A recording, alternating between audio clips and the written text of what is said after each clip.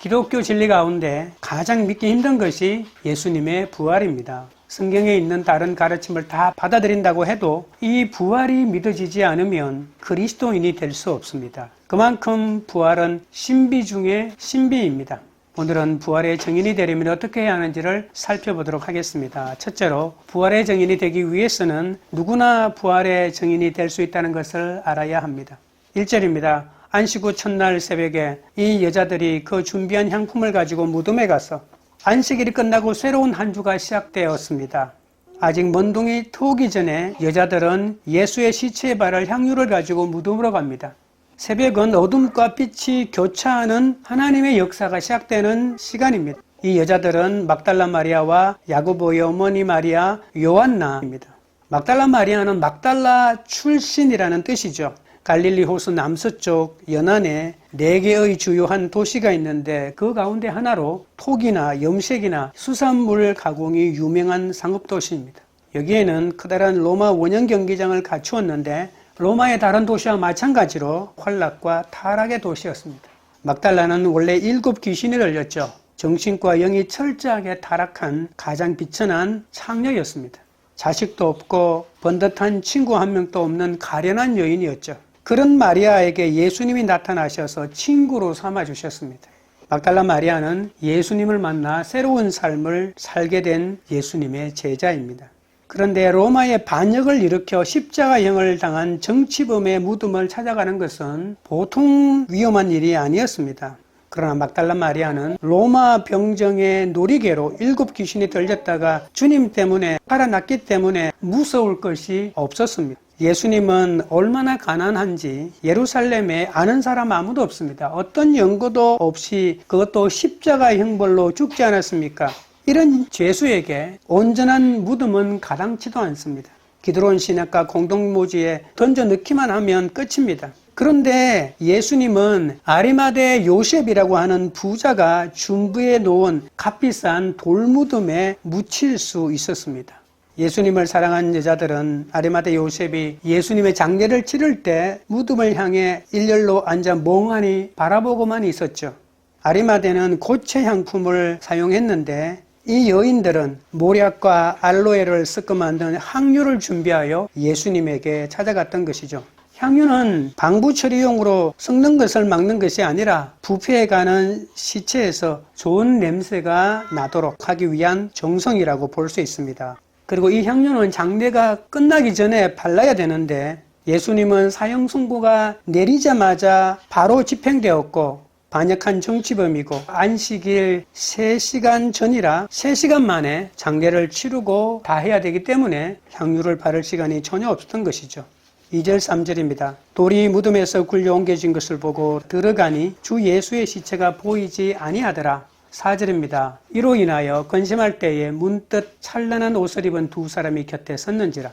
막달라가 예수님의 무덤 앞에 가서 본 것은 큰 돌문이 치워진 열린 무덤이었습니다. 예수님 당시 이스라엘은 큰 바위를 파 만든 동굴에다 무덤을 사용했죠. 그 입구에는 직사각형인 동굴의 입구를 막기 위해서 원반 모양으로 된 둥그런 돌을 막아둡니다. 돌은 문이 아니라 그냥 출입구를 막는 용도이기 때문에 돌을 밀어내도록 홈도 만들지 않았습니다. 그리고 돌이 매우 컸기 때문에 여자들 몇몇이 옮길 수 있는 무게가 아니었습니다. 더군다나 경비병들이 예수의 무덤을 봉인하고 아무도 접근하지 못하도록 지키고 있지 않습니까?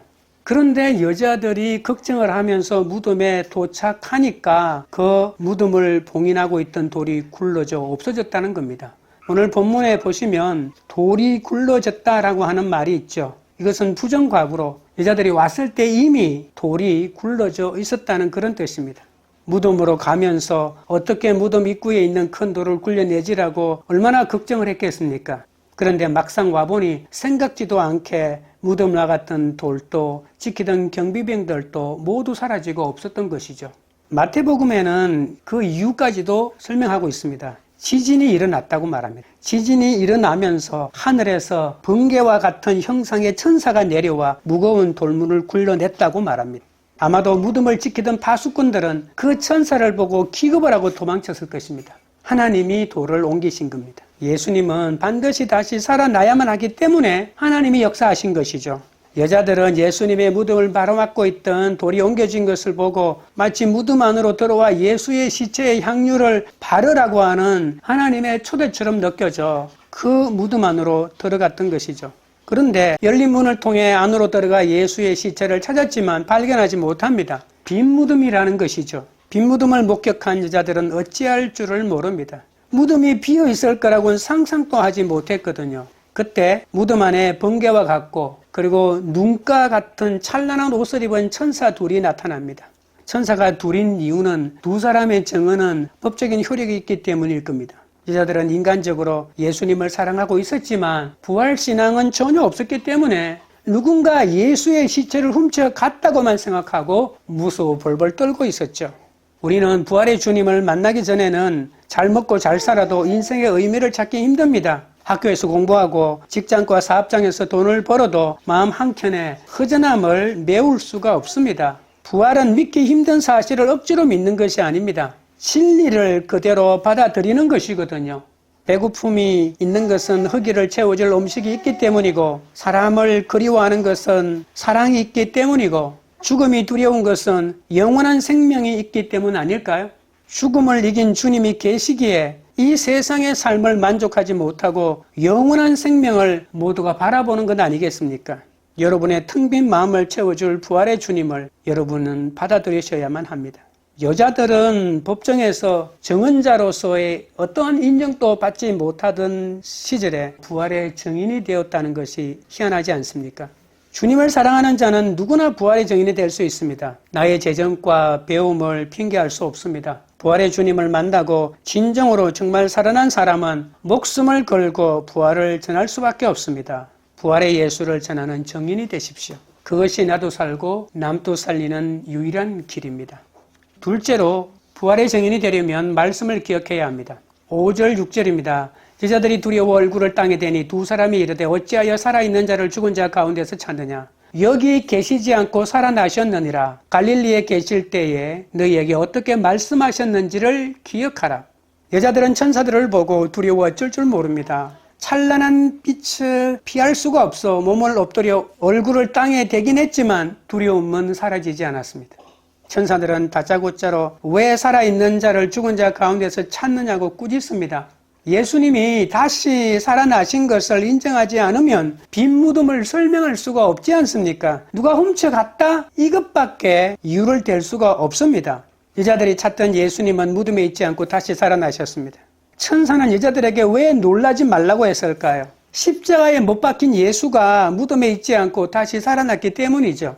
너희들이 지금 걱정하는 이유는 누군가가 예수의 시체를 훔쳐갔기 때문에 두려워하고 있는데 살아났기 때문에 그걸 염려할 필요가 없다는 겁니다. 천사들은 여자들에게 예수님이 갈릴리에서 자신의 부활에 대하여 어떻게 가르쳤는지 잘 기억해 보라고 합니다. 이 여인들 예수님을 따라다니던 제자 아닙니까? 그러니 예수님의 가르침을 모두 들었죠. 예수님은 자신의 부활에 대하여 여러 번 강조하셨습니다.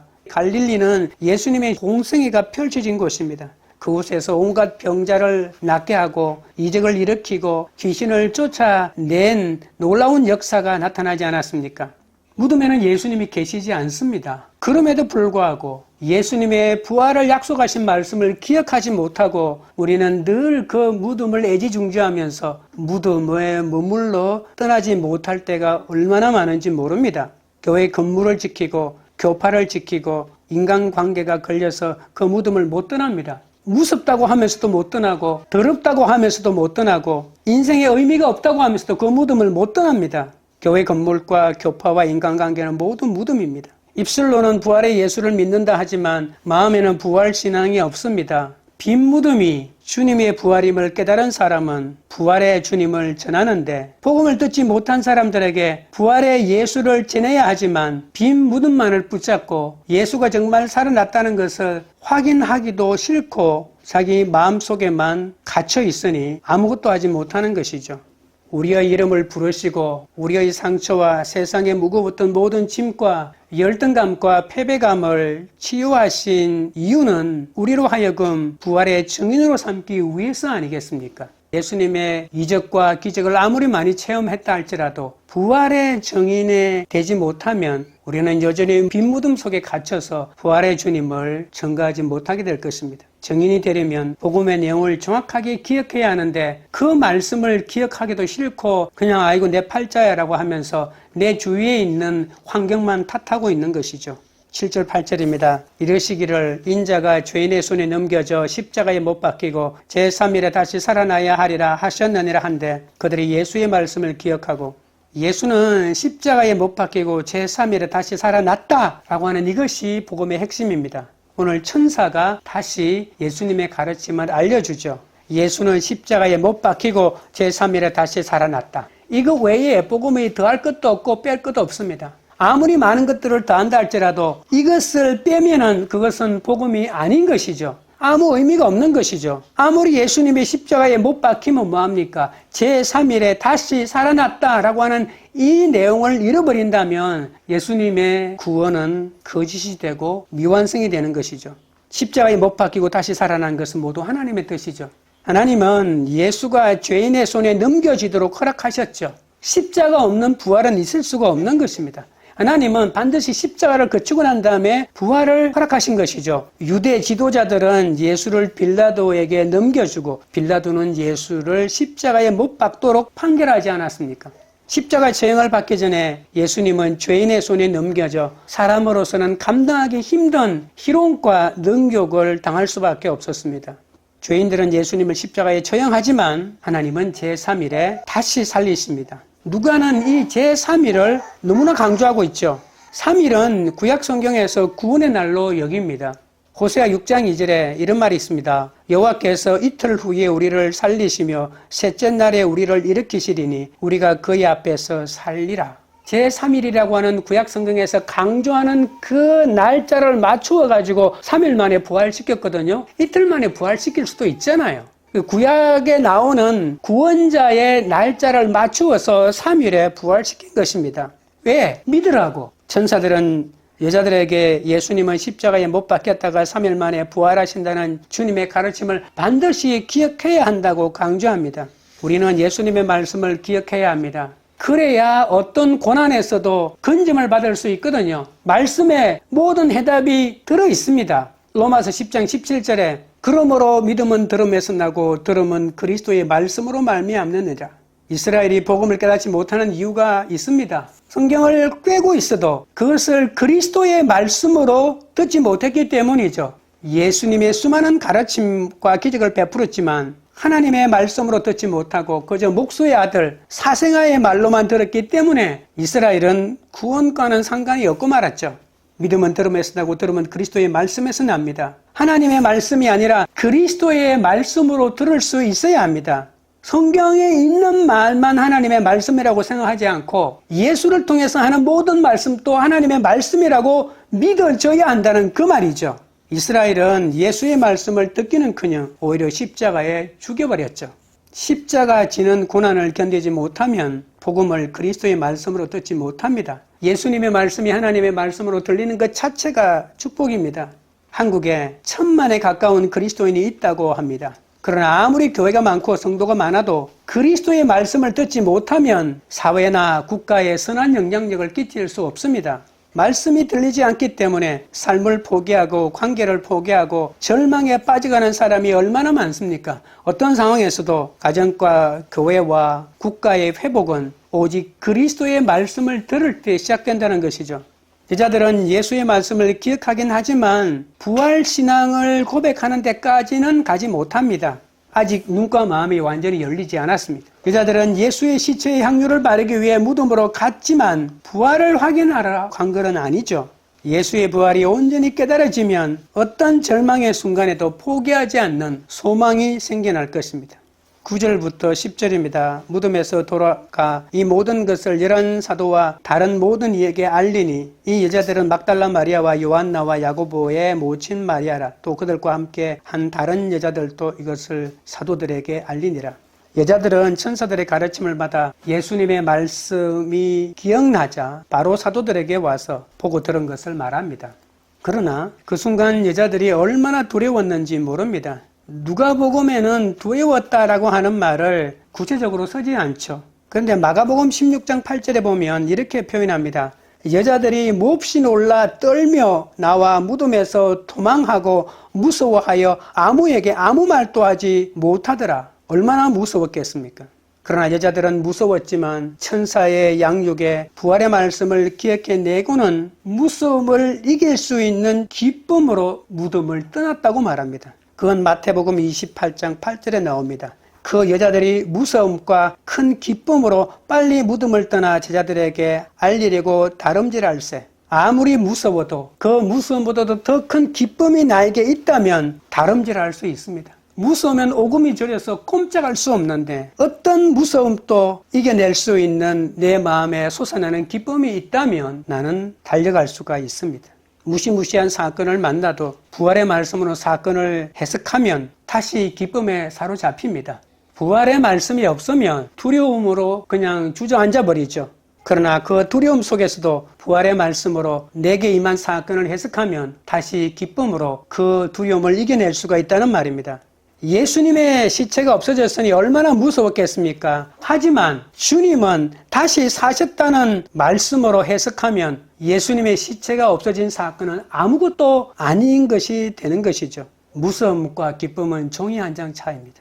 말씀을 바로 알면 무서움이 아니라 기쁨으로 충만하게 되는 것이고 그 말씀이 없으면 기쁨의 사건인데도 무서워 떨게 되고 모든 것을 포기하는 사건이 됩니다. 지금 해결할 수 없는 문제로 두려우십니까? 부활의 예수를 만나시기 바랍니다. 그러면 내가 지금 직면하는 문제를 해결하고 기쁨을 회복할 수 있습니다. 제자들은 무덤을 떠나 뛰어간 것처럼 부활신앙은 급하고 절박합니다. 기대와 흥분으로 가득 찬다는 말이겠죠. 성격이 급해서 뛰어간 것이 아닙니다. 주님의 부활을 전하는데 천천히 걸어갈 수 없다는 말이죠. 부활은 이성과 경험으로 해석할 수 없습니다. 부활신앙은 고쳐지지 않던 내 성품을 하루아침에 고치고 내 생각에 대전환을 일으키는 사건이기 때문이죠. 그러나 부활을 지식으로 믿는다고 해서 신앙 고백은 할 수 있지만 부활의 능력까지도 체험한다는 말은 아닙니다. 부활의 능력마저도 체험하려면 성령으로 충만해야 되겠죠. 부활의 말씀을 기억하고 성령으로 충만하여 능력 있는 부활의 증인이 되시기 바랍니다. 셋째로 부활의 증인이 되려면 빈 무덤을 보아야 합니다. 11절입니다. 사도들은 그들의 말이 허탄한 듯이 들려 믿지 아니하나. 여자들이 부활의 사실을 제자들에게 알리지만 제자들은 믿지 않죠. 사도들은 여자들이 아무리 열심히 말해도 사실로 받아들여지지 않습니다. 오늘 본문에 허탄한이라는 말이 있죠. 헬라어로는 레로스라고 하는 말인데 흩은 소리, 쓸모없는 헛소리란 뜻입니다. 열병을 앓고 있을 때 헛소리를 막 말하지 않습니까? 바로 그런 뜻입니다. 의학적으로 매우 심한 병을 앓는 사람이 내는 헛소리가 바로 허탄한 레로스라고 하는 이 말입니다. 기억하지 못하는 무의식 상태에서 그냥 뱉어내는 시름소리 같은 것이 빈 무덤을 확인하고 온 여자들의 전하는 소식이라는 그런 뜻입니다. 여러분, 부활의 예수를 알지 못하면 복음을 전하는 자의 소리를 이런 헛소리로만 알아들을 수밖에 없는 것이죠.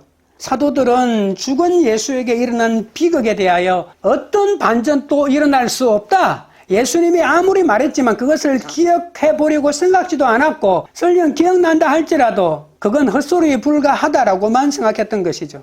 예수님과 함께 꿈꾸었던 하나님 나라는 산산조각이 되고 말았고 그리고 여자들은 전하는 이야기를 들어보니 믿을 수 없는 터무니없는 상상력을 발휘하여 헛소리나 하고 있고 모두가 절망하고 있을 때 베드로는 다른 생각을 하기 시작했습니다. 왜냐하면 예수를 3번이나 부인하는 사건에서 베드로가 뼛속 깊이 깨달은 교훈이 하나 있습니다. 그것은 예수님의 말씀은 흩은 말이 하나도 없다. 닭이 울기 전에 3번 나를 부인하리라라고 하는 지나가는 말로 한 말인데 자기가 겪어보니까 진짜 기가 막히게 그 말이 맞았다는 것을 깨달았기 때문에 예수님의 부활의 말씀을 기억해야 한다는 그 여인들의 말을 듣고 자기도 기억해 보았습니다. 예수님이 3번이나 그런 말을 했는데 사실일 것이라는 생각을 해봤고 내가 직접 가서 확인해야 되겠다는 생각이 들었던 것이죠. 그러고는 빈 무덤을 향하여 달려가기 시작합니다. 제자들은 예수가 곧바로 부활의 몸을 지니고 다시 살아난다는 것을 상상하지는 못했지만 예수님 스스로 3일 만에 다시 살아난다고 말씀하셨으니까 확인해야 되겠다고 생각했던 거죠. 12절입니다. 베드로는 일어나 무덤에 달려가서 구부려 들여다보니 세마포만 보이는지라 그 된 일을 놀랍게 여기며 집으로 돌아가니라. 베드로는 여자들의 보고를 듣고 달려갔는데 그때 다른 복음서에 보면은 베드로와 요한이 함께 무덤을 향하여 달려갔다고 합니다.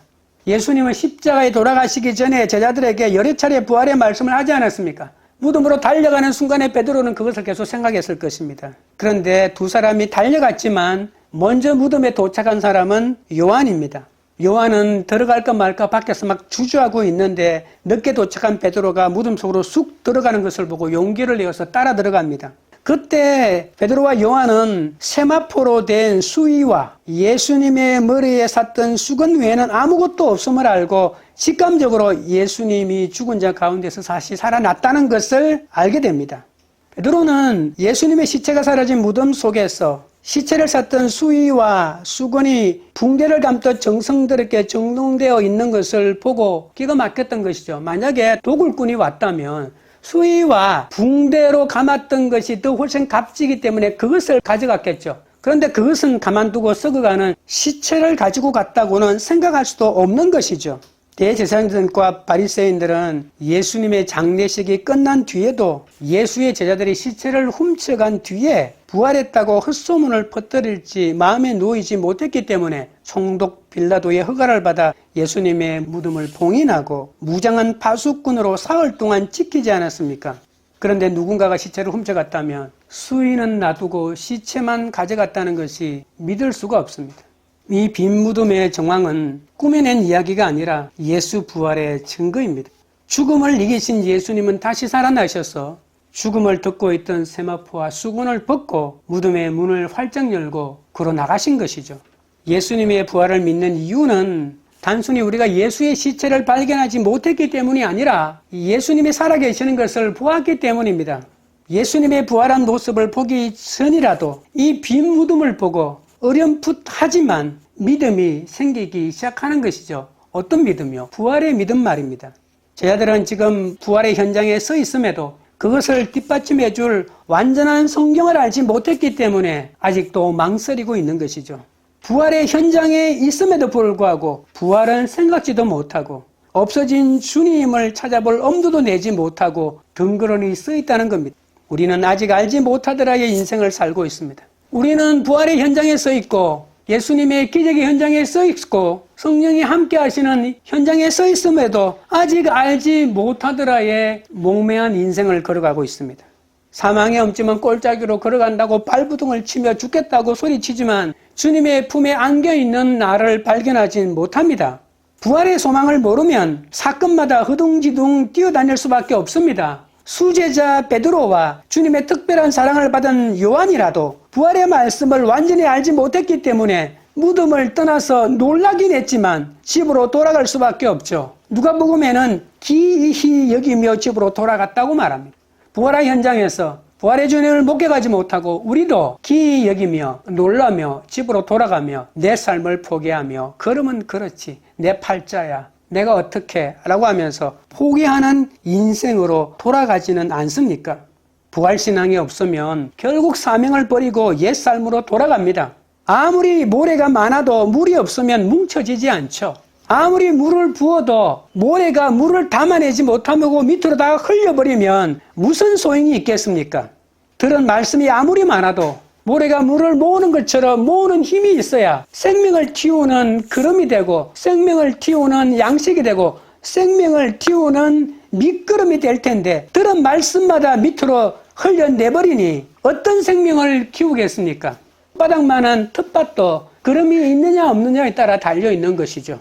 우리는 부활의 예수님을 만나고 그 주님을 따라가는 자들입니다. 그런데 그 주님을 그냥 신앙 고백으로만 여기고 내 삶 속에 인정하고 환영하고 모셔드리지 못한다면 예수의 능력을 체험하지 못하게 될 것입니다. 우리는 부활의 현장에 서 있습니다. 말씀 앞에 더 깊이 내려가십시오. 부활의 신앙을 통하여 날마다 주님이 주시는 은혜를 받고 새롭게 회복되시기를 주님의 이름으로 축원드립니다. 말씀을 맺겠습니다. 부활의 정의는 누구나 될 수 있습니다. 막달라 마리아는 원래 7 귀신이 들려 정신과 영이 철저하게 타락한 비천한 창녀였습니다. 그런 마리아가 예수님을 만나 제자가 되었습니다. 주님을 사랑하는 자는 누구나 부활의 증인이 될 수 있습니다. 부활의 예수를 만나 살아난 사람은 목숨을 걸고 부활을 전할 수밖에 없습니다. 부활의 증인이 되려면 말씀을 기억해야 합니다. 천사들은 여자들에게 예수님이 가르치신 부활의 말씀을 기억하라고 합니다. 증인이 되려면 복음의 내용을 정확하게 기억해야 합니다. 그러면 무시무시한 사건을 만나도 부활의 말씀으로 사건을 해석하며 다시 기쁨에 사로잡힙니다. 부활의 증인이 되려면 빈 무덤을 보아야 합니다. 빈 무덤은 예수의 부활을 알려주는 출발점입니다. 빈 무덤을 확인했다면 이제는 말씀을 기억하고 그 말씀을 온전히 믿어야 합니다. 들은 말씀을 그냥 흘려보내지 말고 온전히 받아내 생명을 키워내는 증인이 되시기를 주님의 이름으로 축원드립니다. 찬양드리고 기도하겠습니다. 하나님 아버지여, 7 귀신 들린 막달라 마리아 같은 저에게도 부활의 주님으로 오셔서 만나주시니 감사합니다. 그러나 부활의 주님을 만났지만 주님을 시체로 여기며 시체만 사라진 것을 애통해하며 부활의 주님을 알아보지 못하고 살아사오니 내 신앙에 힘이 없고 열매가 없었음을 고백하오니 용서하여 주옵소서. 예수님을 믿는다고 하면서도 부활의 예수를 만나지 못해 늘 불안해하고 두려웠음을 고백합니다. 머리로만 예수를 믿지 않고 부활의 말씀을 기억하여 가슴으로 예수를 믿고 부활의 능력을 체험할 수 있도록 인도하여 주시옵소서. 부활의 증인으로 살라는 말씀을 들었지만 평안을 누리지 못하고 사건마다 두려움에 사로잡힐 때가 너무 많았습니다. 불쌍히 여겨 주시옵소서. 무시무시한 사건을 만나도 부활의 말씀으로 사건을 해석하며 두려움을 이기는 기쁨으로 충만하게 하여 주옵소서. 진정한 부활신앙이 회복되어 부활의 주님을 세상 곳곳에 알리는 증인이 되게 하옵소서. 주님이 우리 삶에 이루신 구원을 온전히 믿고 사건이 올 때마다 허둥대지 않게 하여 주옵소서. 빈 무덤은 주님의 부활을 알려주는 출발점이라고 했습니다. 빈 무덤을 확인하는 데 그치지 말고 그 말씀을 온전히 믿어 부활의 증인으로 사명을 감당할 믿음과 힘을 허락하여 주옵소서. 광교류들 교회가 내가 가진 재정과 배움이 부족하다고 난 증인이 되지 않는다고 핑계하지 말고 빈 무덤을 목격하고 부활의 말씀을 기억함으로 부활의 증인 공동체가 되게 하옵소서. 부활의 말씀을 온전히 받아내 온 열방에 구원의 생명을 키워내는 그런 교회가 될 수 있도록 역사하여 주시옵소서. 예수님의 이름으로 기도드리옵나이다. 아멘.